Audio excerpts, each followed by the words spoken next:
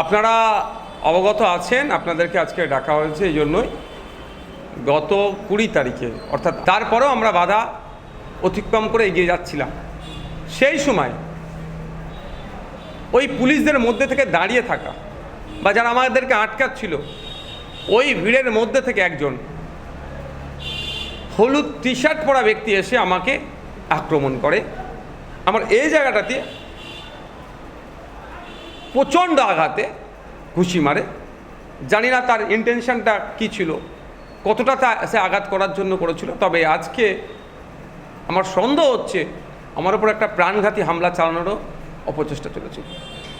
তারপরে পরেই আমি সংবাদ মাধ্যমে আমাদের কলকাতায় ধর্মমঞ্চ হচ্ছে, এই ধর্মমঞ্চের স্থল থেকেই আমি ট্রিটমেন্টে যাব। এখানে আমার সিটি স্ক্যান, ফুল ইউএসজি না কী সব বললেন, আর করবেন যে লিভারে আক্রান্ত হয়েছে কি হয়নি, কেন এত ব্যথা হচ্ছে কেন। যাক, এই ব্যক্তিটি আমি আরও ভালোভাবে বেশ কয়েকটি ছবি আপনাদের দেখাবো। এই ব্যক্তিটি আমার উপরে যে হলুদ শার্ট পরে আছেন তিনি আক্রমণ করেছেন। আমি ডে 1 থেকে আপনাদের বলেছি যে আমাকে হলুদ টি শার্ট পরিহিতা ব্যক্তি যিনি পরেছিলেন হলুদ টি শার্ট, তিনি আমাকে মেরেছেন। আমি অন্য কোনো কারো কথা বলিনি। তো একটা জিনিস আমি এস্টাবলিশ করে দিলাম যে আমার উপরে যে আক্রমণ হয়েছিল, সে ডে 1-এ যেটা বলেছিলাম হলুদ টি শার্ট পরেছিলেন, আজকে তার প্রুফ দিচ্ছে। এবার এর ভিডিওটা আপনাদের দেখাচ্ছি কিভাবে আসছে, আমার উপরে কিভাবে আক্রমণ করছে এবং আক্রমণ করে কিভাবে ফিরে যাচ্ছে। এটা দেখার দরকার। বাংলার মানুষ আজকে দেখছে, আপনাদের মাধ্যমে বাংলার বাইরের মানুষও দেখবে যে একজন বিরোধী দলের বিধায়কের ওপরে কিভাবে পুলিশের মধ্যে থাকা ব্যক্তি প্রাণঘাতী হামলা চালালো। আর এতদিন হামলা, আজকে 20 তারিখে হামলা চালিয়েছে, আজকে 29 তারিখ, 9 দিন হয়ে যাওয়ার পরেও এই বিষয়ে পুলিশের সদাত্মক ভূমিকা নাই। আমার অপরাধটা কি? আমার অপরাধটা এটাই যে জল জমি জঙ্গলের স্বাভাবিক অধিকার আদিবাসীদের কেন কেড়ে নেওয়া হবে। 2006 ফরেস্ট রাইট অ্যাক্টকে অ্যামেন্ডমেন্টের নামে যে আদিবাসীদের থেকে জঙ্গলকে কেড়ে নেওয়া হচ্ছে, এর প্রতিবাদ আমি করি। প্রিন্সিপাল অ্যাক্ট 1995 ওয়াকাফ আইনের অ্যামেন্ডমেন্ট করে 2025 সালে যে নতুন আইন নিয়ে এসেছে, এই আইনের বিরোধিতা করছি। এটা মুসলিম সম্প্রদায়ের উপরে ধর্মীয় ভাবাবেগের সাথে সাথে ধর্মের ওপরে আক্রমণ হচ্ছে, সংবিধানের একাধিক আর্টিকেলের ওপরে আক্রমণ হচ্ছে, এর বিরোধিতা আমি করছি। আমার ওপরে আক্রমণের কারণ কি? ফেক ST/SC সার্টিফিকেট রমরমা মার্কেটে। যারা ST নয়, যারা SC নয়, তারা ST/SC কোটায় চাকরি পাচ্ছে, এর বিরোধিতা আমি করছি বলে। আমার অপরাধটা কি? আমাকে কেন প্রাণে মারার চেষ্টা হচ্ছে? হয়তো আমার কাছে ফোর্স না থাকলে এতদিন হয়তো আমাকে প্রাণে মেরেই দিত এরা। যে আমি প্রতিবাদ করছি যে ওবিসি আপনি সার্টিফিকেট দিচ্ছেন, ঠিক কথা, কল্যাণী ইউনিভার্সিটিতে জিওলজি ডিপার্টমেন্টের যারা পিএইচডির জন্য চান্স পেল, সুযোগ পেল, OBC A, OBC B category থেকে আমরা দেখতে পেলাম তার মধ্যে একজনেরও মুসলিম পিছড়ে বর্গের মুসলিম সম্প্রদায়ের উপস্থিতি দেখতে পেলাম না। এর প্রতিবাদ করছি। কেন আপনি শেরশাবাদী আর জনগোষ্ঠীকে OBC A থেকে তুলে OBC B তে পাঠালেন? এই ধরনের অনেক বানিয়া সম্ভবত জনগোষ্ঠী আছে, A থেকে তুলে B থেকে পাঠালেন। এই অন্যায়ের প্রতিবাদ করছি। আমার পরিযায়ী ভাইরা, বাঙালি যারা ভিন্ন রাজ্যে কাজে যাচ্ছে, তাদের উপর আক্রমণ হচ্ছে, লাশ হয়ে ফিরে আসছে।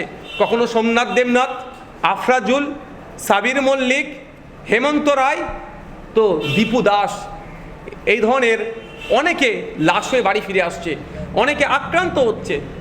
এই লাস্ট 2 দিন আগে উড়িষ্যাতে বা কলকাতায় বাঙালি উড়িষ্যাতে আমাদের মেদিনীপুরের শ্রমিকের উপরে প্রাণঘাতী হামলা চালিয়েছে।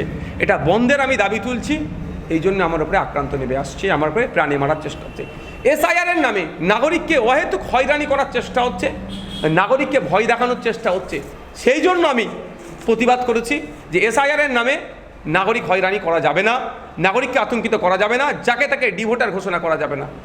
এইগুলো বা বিভিন্ন সময় মানুষের উপরে ঘটে চলা আক্রমণের বিরুদ্ধে আমি যখনই কথা বলি, দেখছি আমার উপরে আক্রমণ নেমে আসছে, আমাকে প্রাণে মারার চেষ্টা হচ্ছে। আমি এখন আপনাদেরকে দেখাবো ওই ভিডিওটি, যে ভদ্রলোক কীভাবে 24 ঘন্টার মতো আমাদেরকে আটকে রেখেছিল জেলে।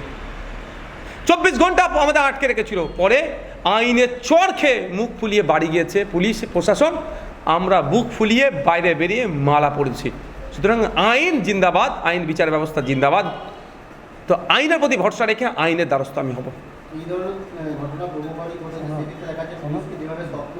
ভূমিকা পালন করতে দেখা যাচ্ছে, কিন্তু আপনার ক্ষেত্রে দেখা যাচ্ছে পরিপক্কভাবে ভূমিকা পালন করছে, এর কারণটা আমার বিরুদ্ধে সক্রিয়, আমাকে আক্রমণের ক্ষেত্রে সক্রিয় এরা, কিন্তু কে আক্রমণ করলো তদন্তের ক্ষেত্রে এরা নিষ্ক্রিয়। নিশ্চিতভাবে এদের কাছে সেই নির্দেশনা হয়তো আসেনি, যা বলা হয় বলে তো সুপ্রিয়ার স্যারেরা হায়ার অথরিটির নির্দেশে হয়তো আসেনি, এরপরে আসবে, আর না আসলে আরও খোলাসা হবে। আমি তো ছেড়ে দেওয়ার ছেলে নয়, অন্যায়কে প্রশ্রয় দেওয়ার ছেলে নয়।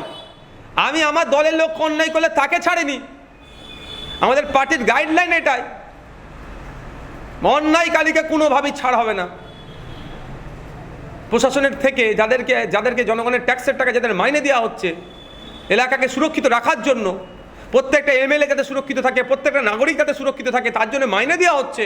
ওই বর্দিটা যে পড়ে আছে, খাকি বর্দি বা সাদা পুলিশ কলকাতা পুলিশের যে ড্রেস, ওই ড্রেসটার জন্য জনগণের ট্যাক্সের টাকা থেকে দেওয়া হচ্ছে। তারা যদি নাটক করে, এই ড্রেস পরে কারো চাটকারিতা করে, তার বিরুদ্ধে তো লড়াই চলবে ভাই। বিভিন্ন সময় আমরা দেখেছি কেউ ফেসবুকে পোস্ট করলে একদিনের মধ্যেই তার বাড়িতে নোটিশ চলে যায়, কিন্তু আপনি 1 সপ্তাহ হয়ে গেছে অভিযোগ করেছেন, এখনো পর্যন্ত এই নিয়ে কোনো রকম পোস্ট বা কোনো রকম কিনারা 1 সপ্তাহ কোথায়, আজকে 9 দিন হচ্ছে, আজকে 9 দিন চলছে, এই ঘটনা হয়েছে, অভিযোগ হয়েছে, কোথায় এখন বিরোধী বলে? শুধু ওয়াকফটা নয়, আমাদের 4টে ডিমান্ড ছিল, অর্থাৎ 75% ডিমান্ড কেন্দ্র সরকারের বিরুদ্ধে ছিল, 25% রাজ্য সরকারের বিরুদ্ধে ছিল। মুখ্যমন্ত্রী বিজেপির বিরুদ্ধে সোচ্চার হচ্ছেন, বলতে বলতে একবার বলে ফেলেছিলেন অমুকের কোমরে দড়ি বাঁধব, প্রধানমন্ত্রীর কোমরে দড়ি বাঁধব বলেছিল, কিন্তু দড়ি বাঁধার পরিবর্তে ফুল নিয়ে হাজির হয়ে গেছিল। যাক, সেটা ওনারা সৌজন্য রাজনীতি করতে পারবেন, আমরা সৌজন্য রাজনীতি করলে আমরা অমুকের দালাল হয়ে যাব। কিন্তু কথা হচ্ছে ডিমান্ডগুলো যেগুলো ছিল বিজেপির বিরুদ্ধে, এসআইআর নিয়ে যে এরকম যে ধরনের আতঙ্ক করার চেষ্টা করছে, হয়রানি করার চেষ্টা করছে, ডিভোটার করার অপচেষ্টা চলছে এর বিরুদ্ধে, তাহলে কেন আমাদের রাজ্যে বিজেপির বিরুদ্ধে আন্দোলন করা যাবে না? যারা ভাবছেন তৃণমূলকে দিয়ে বিজেপি আটকাবেন, তাদেরকে বলবো একটু ভাববেন। আচ্ছা, একটা অন্য প্রশ্নে যাচ্ছি। আজকে কংগ্রেসের সদর দপ্তর বিধানভবনে হামলা চালিয়েছে বিজেপি কর্মী সংগঠনরা, রাহুল গান্ধীর যে ছবিতে তালি লেপেছে এবং তারা আসার আগে এন্টালি থানা সহ বিভিন্ন জায়গায় জানিয়ে এসেছে, কি বলবেন? দেখুন, এটা দুটো জিনিস এখানে আমি খুঁজে পাচ্ছি। প্রথম কথা হচ্ছে, যেভাবে একটা রাজনৈতিক দলের সদর দপ্তরে হামলা চালিয়েছি, আমি এর তীব্র নিন্দা ধিক্কার জানাচ্ছি। এই কুলুষিত রাজনীতিকে কুলুষিত করা হচ্ছে, এটা বাংলার কালচার ছিল না। বাংলার কালচারে একে অপরের সৌজন্যতার রাজনীতি ছিল। আমরা অবাক হয়ে যাচ্ছি যে কিভাবে হামলাটা চালিয়েছে। রাহুল গান্ধীর নেতৃত্বে যেভাবে বিজেপিকে কোণঠাসা করার জন্য তিনি উঠে পড়ে লেগেছেন, বিজেপি তটস্থ হয়ে যাচ্ছে, ভয় পেয়ে গিয়েছে। এই হ্যাঁ, হ্যাঁ, ঠিক আছে, আমি দিচ্ছি। অ্যাড্রেসটা পুরো ডিসক্লোজ করা যাবে না, বুঝতে পারছেন?